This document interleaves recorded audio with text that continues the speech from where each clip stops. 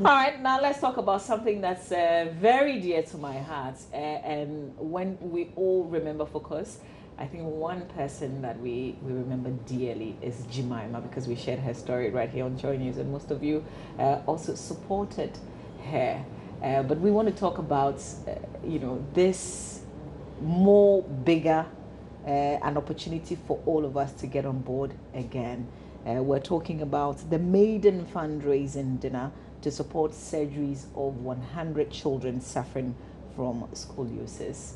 And one man who's made the human spine his business is here. We enjoyed him the first time he was here. We're happy that he's in Ghana. Professor Oheneba Boachie is President and CEO of FOCOS Orthopedic Hospital.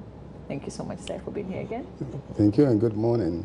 And also Rebecca Sophie is a nurse manager at FOCOS Orthopedic Hospital. Thank you so much for being here, ma'am, as well.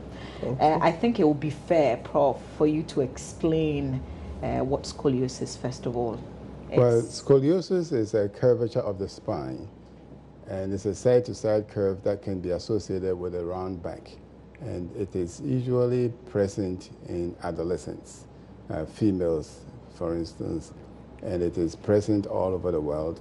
It runs in families, but we still don't have the actual genetic cause. And most of the children who develop scoliosis can have it either shortly after birth or later. So there's an infantile type, which is between age 0 to 4. Then there's a juvenile, 4 to 9, and then the adolescent. The adolescent is the most common. So as girls go through their growth spurt, the spines begin to bend. And all over the world it's the same presentation. That is the most common type of scoliosis, the idiopathic. But there are also other conditions like congenital malformations, when something goes wrong during the developmental stage of the fetus. That can also cause scoliosis. Or neuromuscular diseases like polio or cerebral palsy, or an injury to the spine in a child causing paralysis can also lead to scoliosis. And then there are other unusual conditions like Marfan's syndrome and neurofibromatosis. These are connective tissue disorders that can lead to developmental aberrations of the spine. So in a short, scoliosis is a curvature of the spine, which we call achacha. And it's all over the world. It's not just in Ghana. But this can be corrected, as we saw in Jemima's case. I think she came to you when she was 7. Yes, she was 7, so she was in the infantile, she was in the juvenile category. The problem with correcting scoliosis surgically is that you have to fuse the spine. You have to weld the bones together as you correct it. It's like putting iron rods and bone cement. So when you fuse it, that portion of the spine that you fuse does not bend. And it does not grow. So if you do that in a child who is still growing, then they become stunted. So in children like her, they go through multiple operations, which we call periodic lengthening. So you do the first operation where you put a fixation top and bottom. You leave the middle open, but the rod connects. And then every 6 months, you make a small incision, you open the connector, and you adjust it, and you lengthen it. Until she's a teenager, then you do your final welding. I remember we all tried to raise some monies for her to undergo the surgery, but obviously it was a lot, because at every stage, and I think after you admitted her, you discovered that there were other things that you needed to do. In the long run, FOCOS ended up spending so much on her. Well, we have, and that's our vision and our goal, is to help any child who comes through our doors. It's nice to have other people to chip in to help, so we can also take care of the overhead expenses. But we are taking care of her, and she's one example of many other children who need help to go through similar operations. Let me ask. The goal is to get them early, because if you wait too long, then they come with a very severe deformity that is very difficult to treat. We can still treat it, but it becomes very difficult and risky. Auntie Rebecca, what role do you play when these children come to the hospital? Thank you. As soon as they arrive, it is our duty to do initial patient assessment.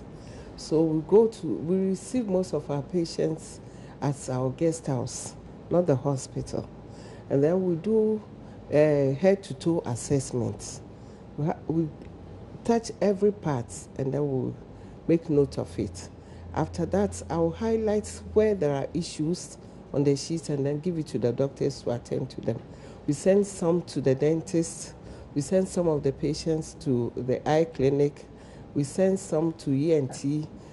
Depending on the type of issues, we don't actually handle it, but this patient that we are going to take care of has it, and we need to work on it before the surgeon touches the patient. Okay. What's the youngest child you've seen?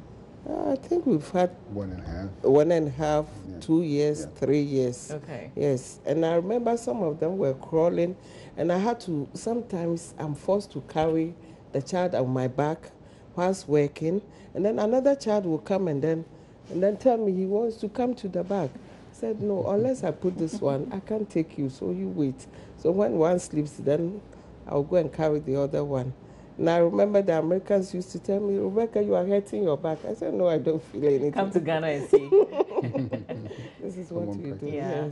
Yes. I think that the first time we talked about this and to see that, you could actually go through the surgery here in Ghana, it was such a big relief because it costs a lot of money. The point is, you've been raising funds in the US to carry out surgeries in Ghana. Correct. Yeah. Yes. We've been doing that for the past 10 years.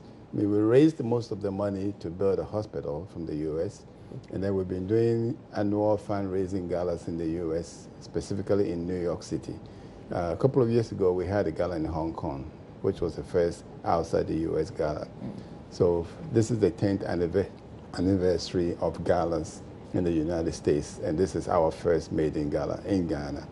So now that I'm here, we have to shift the focus to Ghanaians, supporting Ghanaians. We're still going to get help from the American organization, but I think it's time to really chip in and step up to the plate. Yeah. Because it is our responsibility. So that's why we have the dinner on Saturday, coming up on Saturday. That is correct. Okay, so what's your expectation? Well, we hope that we'll be able to raise about $1 million. It may not be obtained or achieved on the day of the gala, but at least we will get pledges so that throughout the year we'll be able to come up with that amount. Because we have a lot of Ghanaian children who come through our doors who need help but don't have the money, and we can only support so much from the U.S. In particular, was one boy who we saw 2 years ago that we're trying to raise money for. He didn't come back because he was also trying to find funds for himself, and got lost in the crowd. When he came back, he was paralyzed. We finally brought him in, put him in traction, treated him, but he's paralyzed. But at least he can stand, he can sit, and not sit crumbled like before. So that's the sad story, and that's something we want to avoid, that we can really step up and come to the aid of these children who have no help. How much does it cost to carry out this surgery on one child? So the perspective I'll give you is, if you were to do this in the U.S. or outside Ghana, the minimum is $100,000. I have personally treated patients in the U.S. who paid as much as $500,000, depending on the complexity. That is professional anesthesia, hospital instrumentation, and everything. Now here, the range is between $10,000 and $25,000.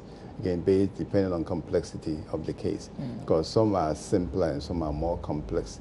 The simple cases may take about 3 hours to operate and may keep the patient in hospital for about 4, 5, 7 days. The complex cases can be in a hospital for as long as 6 months. Wow. And those are the ones that will cost about $25,000. So it's a fraction of what it will cost in the U.S., but it's still significant for a lot of patients. Yeah. To come up with $10,000, $25,000 is a lot of money. And Auntie Rebecca, you want to treat about 100 children with this fundraiser? Yes. Okay. Do you already have some of the children? Or these are children that you're looking at that they will report their cases later? We have at least 100 children who are on deck. Yes, there's at least 100 children who are waiting for surgery. And there are several coming every week that I'm in clinic. Not all of them come back, but if we have the funding, we can at least capture them and keep them on our data, in our database. Because if you tell the child's parents that you need an operation, this is how much it's going to cost, we send them to our financial advisor, They tell them how much it is. They do a financial assessment, how much they can afford. Then we cut the fee down. So we give them a significant discount, sometimes 50%. And that's still too much. And then we give them a payment plan, and they still don't come back.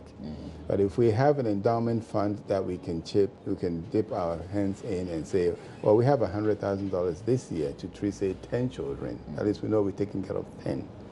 The ultimate goal would be to have an endowment fund that we can use to treat children of the proceeds.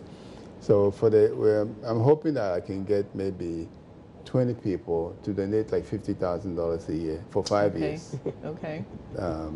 Then I know that at least for the next 5 years, we can treat these 100 children. Okay. All right. So we've got the account numbers on the screen right now. This event is going to be launched on Saturday, but you can make a donation even today with the bank accounts. But people can also come to the event's venue. Yes. It's at the Movenpick. It's at the Movenpick. You can also attend the event. You don't have to have an advance ticket. It's 600 cedis for one and 1,000 for a couple. Okay. So at the day of the event, you can still come and purchase the ticket and participate. And the Unibank account, as we have it, is 0211-311-007-6781. How much are you expecting that we can put in as individuals, people watching? Well, because you're talking about $1 million, so yeah, but somebody is probably thinking, we don't have to get it on the day of the event. Yeah, people can make multi-year donations. They can make pledges and redeem them over time. Okay. So this $1 million is hopefully to be achieved by the end of the year or within the next 2 years. We just need people to commit to the goal that we have set, so that by the time of our next gala, at least we have reached the goal of the first gala. Okay. And the galas may be yearly or every 2 years, depending on how things go. Okay. So we like to get people to make contributions at the gala. We have live auctions. Items will be available for people to bid on, and then pledges will be accepted, and we'll follow up with them. Okay. That's Rebecca. Yes. One other thing that we do is to build the patients up when they come. Some of them come so emaciated, low in weight, and then we have to give them extra. Apart from 3 meals a day, in between meals, we give them other things to enhance their weight. So, and then weekly, they have to check their weight to see whether they are progressing. We also do some of our investigations outside, especially the MRI, and that one also costs so much. So, and immediately it is done, we hand it over to research, and then it is presented. In fact, they get every member of the team involved in what we are doing, and we need help, yes, because if we just admitting the patient today, surgery is done, and tomorrow or 3 days' time she's out of the place, is different. But we keep them over 6 months, some of them, to build them up to benefit from the surgery. Okay. I know, Prof, that this is personal to you because you could have continued to live in the U.S. Very good. But you're involved in this foundation and doing a lot of charity work as well. We're not paying you. But what does this mean to you, really? Well, I'm getting good sunshine. My vitamin D is up. I really enjoy living here, and it's very gratifying to see a smiling face. You know, a child may come in very clumsy or very quiet or not even speak, you know, and they tell their stories, how they are ridiculed at school, and some parents even leave the house. The husband may leave because he may think this is a curse or a witch. And when the child is treated and things change, you basically help them overcome their fears, and you give them a new lease on life. So that's where I get a gratification, is that I can change someone's life and make them stand tall again. I mean, I'm blessed that I've been quite fortunate that, you know, I have done well in my career, during my career in the United States, and I'm pretty settled. So this is Sharon, the settlement. Thank you for sharing. Thank you for sharing, and I hope we hit the 1 million mark.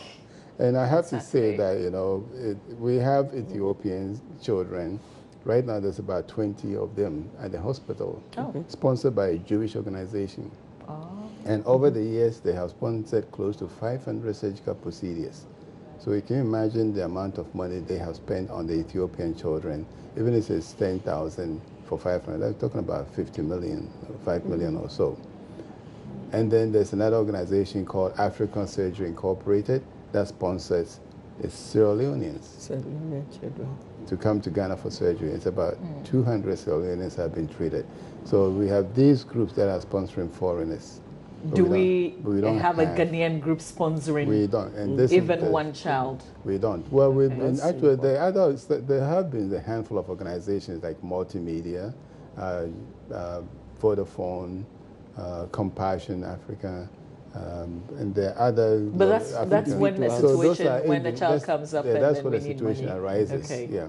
But we don't have an entity that is saying, I'm going to sponsor these 5 or 10 children through surgery for this year. We don't have one like that. But that's what we need, because we don't know when any child would come through. Exactly. That's what we need. We need an entity that will say, I'm committed to sponsoring 10 children for this year. And you'll find them, and the money is there, and I will be able to provide the care. I pray we get there. Yeah. It'll be really nice. We get there. Yeah. So if you want to make more inquiries on tickets, you can call this number 020-0000-856. It's to Nana Kwame, and the number is 020-0000-856. Or you can call Precious on 020-319-0400. It's 020-319-0400. FOCOS Fundraising, come support a worthy cause. It's on the 13th of May at the Mövenpick Hotel at 6 p.m. and we're raising funds to help our children stand tall. So you can adopt, say, 10 children next year and make a pledge towards that. And this is something that you can carry through, for your entire life. You never know who you could be saving. Correct. So we're grateful that you came through this morning. And then we'll be waiting to see what happens. But I hope to see you there. Yeah, sure. I'll pass through. Okay. Great. Thank you very so much. That's Professor Oheneba Boachie, President and CEO of FOCOS Orthopedic Hospital, and Madam Rebecca Sophie is a senior, a nurse manager also at FOCOS. Thank you very much this morning. See you on Saturday. Thank you very much. Appreciate it. Stay with us. We've got entertainment with Becky coming up right after this.